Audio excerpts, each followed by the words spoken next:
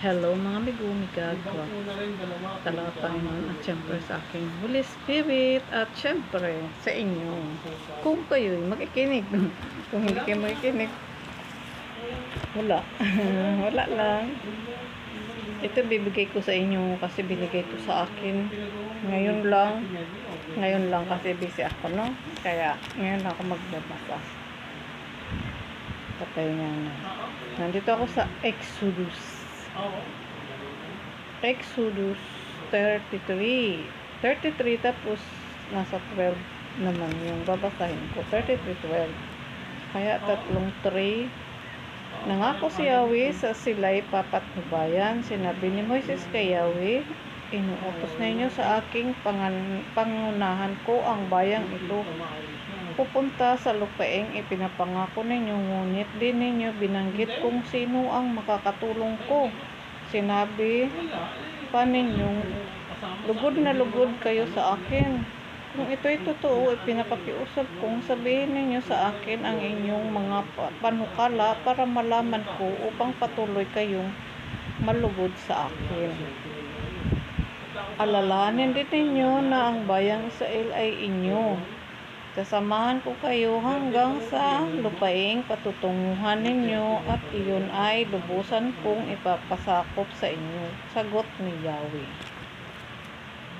Sinabi ni Moises, kung hindi ninyo kami sasamahan, huwag na ninyo kaming ialis dito pagkat kung hindi kayo sasama sa amin, paano malalaman ng lahat na kami inyong kinalulugdan? Kung sasama kayo sa amin, maliwanag na kami higit sa iba. Sige, gagawin ko ang hiling mo sapagkat ako'y lugod na lugod sa iyo at kilalang kilala kita, sabi ni Yahweh. Itatanong ni Moises, maaari ko bang makita ang tunay ninyong anyo? Makikita mo lahat ang aking katangian at sasabihin ko sa iyo ang aking pangalan, Yahweh.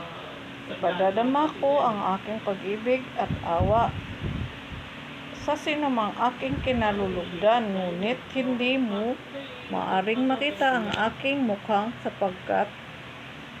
sapagkat tiyak na mamamatay ang sinumang makakita niyon. Dito sa tabi ko'y may matatayuan kang bato. Pagdaan ko, ipapasok kita sa isang siwang nito at tatakpan kita ng aking kamay.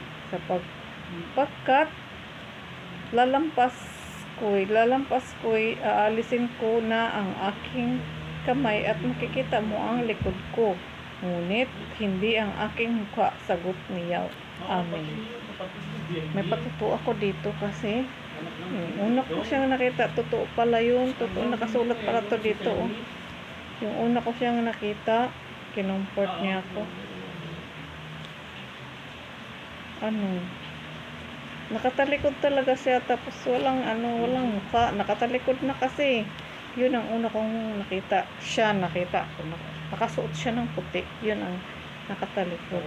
Tapos paalis na papunta sa bintana kasi nasa taas kami noon. Nasa bintana, tapos bigla nakatulog ako, tapos bigla akong nagising, tapos nakita ko siya palabas na dun sa bintana.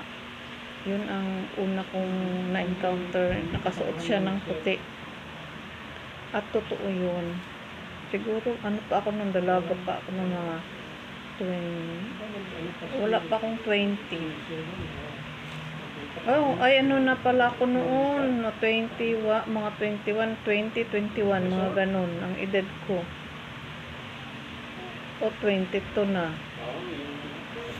Kung matandaan, basta nakita ko siya. Tapos pangalawa kong encounter siya rin, nakasuot ng puti noong 2023 yata yung edad ko noon. Kasi 24 ako nag-asawa. Tapos 23. Oo nga, 23 ako noon.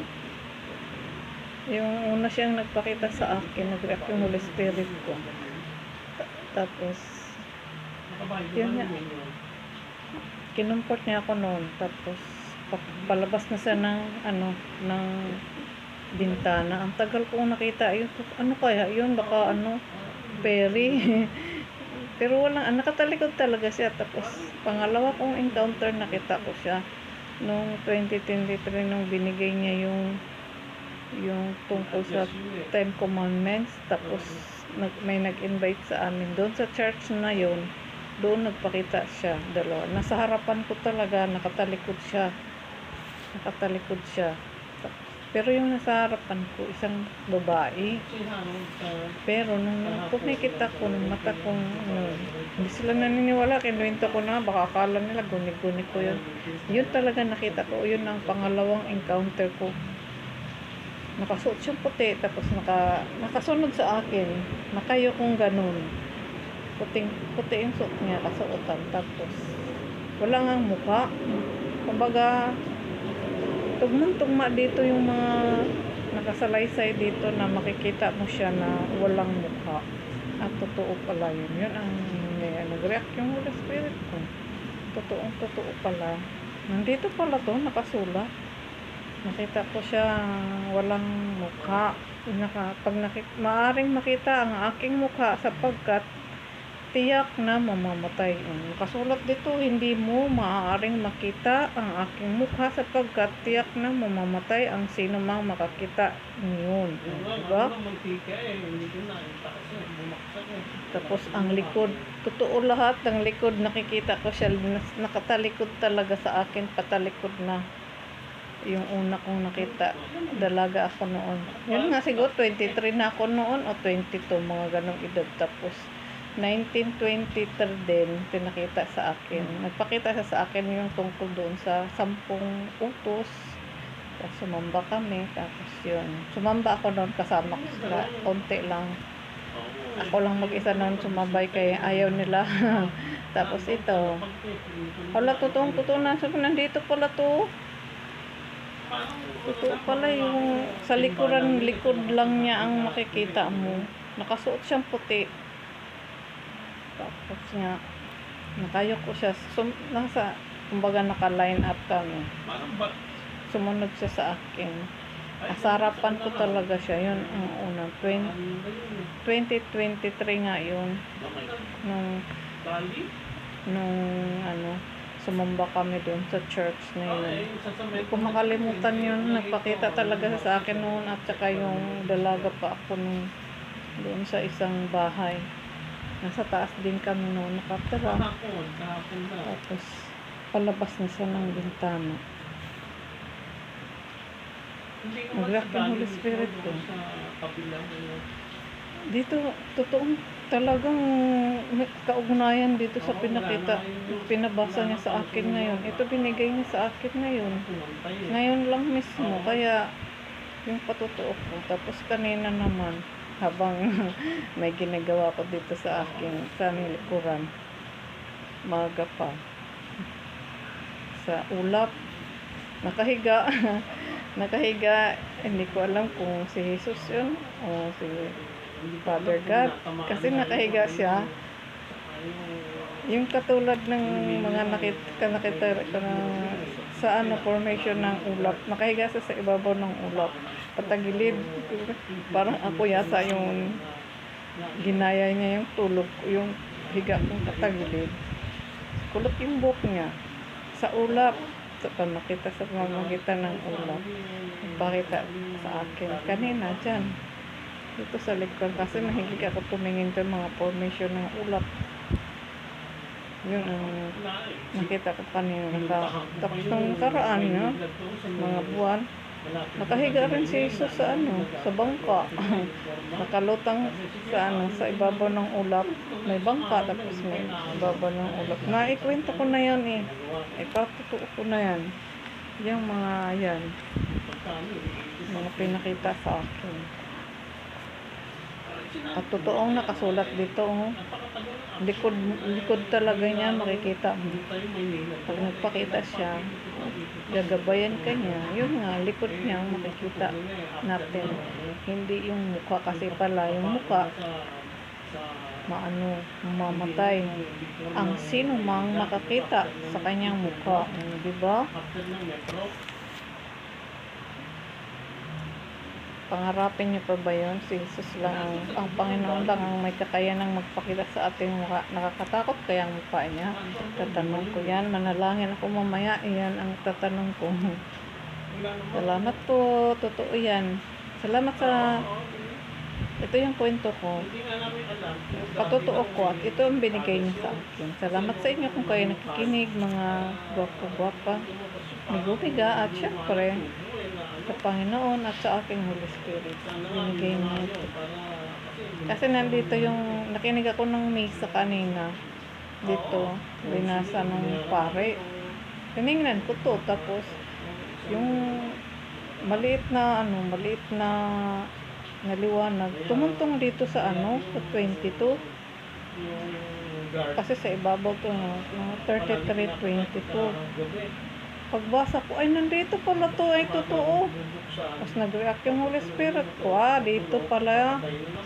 Ito yung binigay niya sa akin ngayon. At ito ay totoong nangyayari sa akin. Pakita siya dalawang beses. Tapos kanina pa pala. Habang nagpahinga ko, sa isang playground, sa isang malawak na lupain, tapos may mga nakaupo, nakasuot ng puti, tapos sa gitna nandoon tapos biglang nakita ko yung sa bandang gitna, tapos mayroong anghel doon, mga anghel sa paligid, marami, pero nakaluhod sila lahat.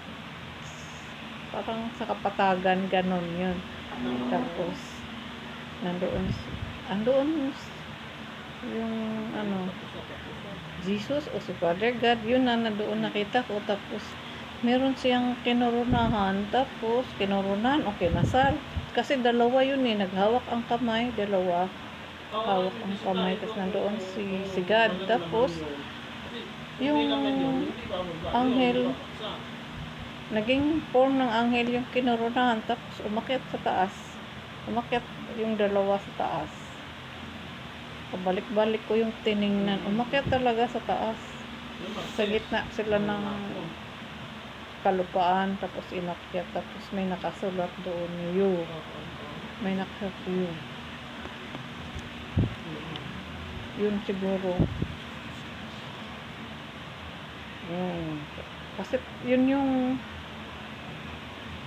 binigay niyang mensahe sa akin kanina na ipopost ko, yung tungkol doon sa babaeng buntis na binigyan ng pakpak at tinaas. Ayun yun. Ito yung patutuo ko kanina. Yun yung pinakita sa akin ngayong hapon lang. Tapos kaninang umaga, yung formation ng ulap, patagilid yung higa niya. Higa nung